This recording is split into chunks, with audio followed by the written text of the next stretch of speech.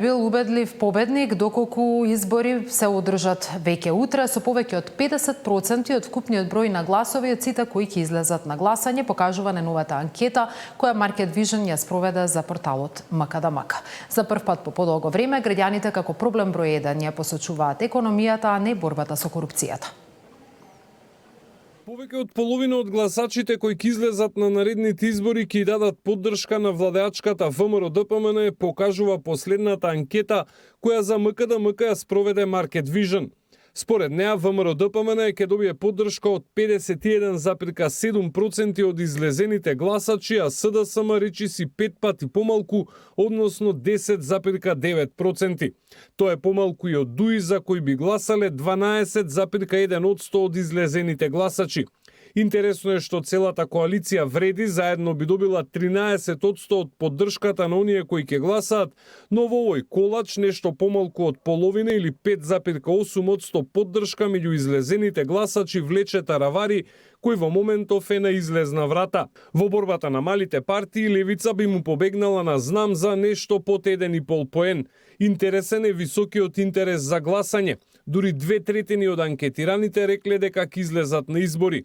Меѓу политичките лидери најмногу доверба има премиерот Мицкоски од речиси 25,5%. Следи Ахмети со над 6, па Филипче и Таравари со 3,8%. Таравари стои најдобро во блокот вреди, а сите лидери на коалицијата заедно се подобри од Ахмети.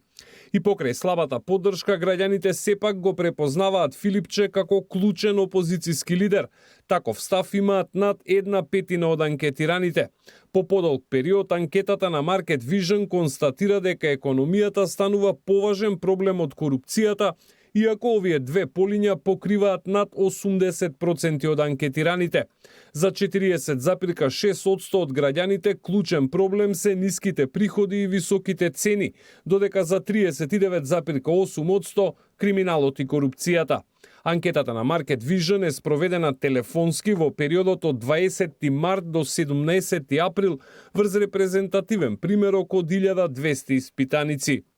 Александар Спасовски, Сител телевизија. Обвинителството нареди обдукција на телото на 31-годишникот кој вчера загина во престрелката во близина на полициската станица кај Битпазар во Скопје. На местото на настанот извршен увид од страна на дежурен обвинител од Скопското јавно обвинителство, земени се траги кои ќе бидат предмет на вештачење. Партиите меѓу себе се обвинија во чиј мандат било помалку безбедно. Обдукција врз телото на починатиот и вештачење на прибраните траги од местото на вчерашната престрелка во близина на полициската станица кај Битпазар. Јавен обвинител веќе извршил увид на лице место на инцидентот кој се случи среде бел ден и ги вознемири граѓаните. Чаури по улиците и искршени излози на продавниците сведочеа за пукањето, а тешко повредениот неколку часа подоцна им подлегнал на повредите во Скопскиот клинички центар. По наредба на јавен обвинител, се обезбедуваат снимки од видеонадзор од околните објекти.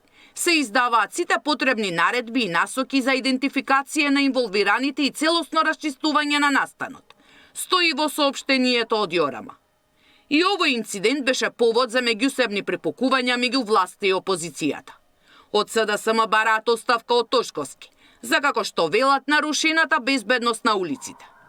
Министерството за внатрешни работи под водство на Панче Тошковски, како никогаш досега е падната на колена. До таа мера, што вчера пред полициска станица сред бел ден во Скопје се случи уште една мафијашка престрелка. Пред очите на јавноста во двор на полициска станица се случуваат крвави пресметки со загинати и повредени. Ова е тотален распад на безбедносниот апарат. Нешто сериозно не е во ред со самите институции, со системот. Од ВМРО-ДПМН им вратија дека системот функционира. Се водат истраги и се апсат луѓе кои порано биле недопирливи. Во мандатот на нивниот долгогодишен министер за внатрешни работи Оливер Спасовски се доделуваа македонски пасоши на светски криминалци, наркобосови, мафијаши, па дури и на припадници на ИСИС.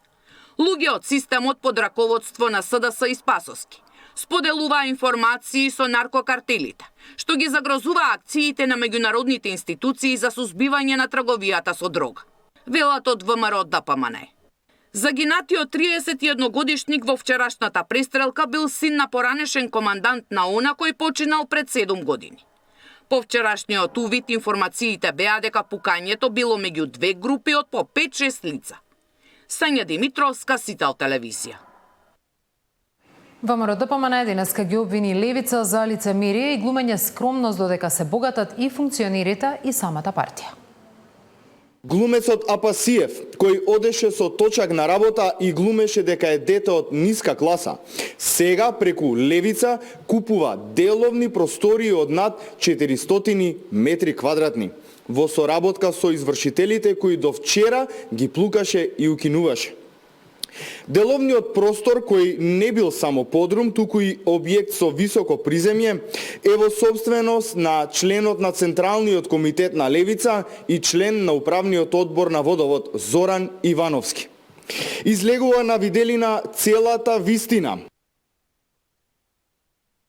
Тоа е последна информација во овие вести во 15 часот. Повеќе најавувам за во вестите во 16. Останете со Сител.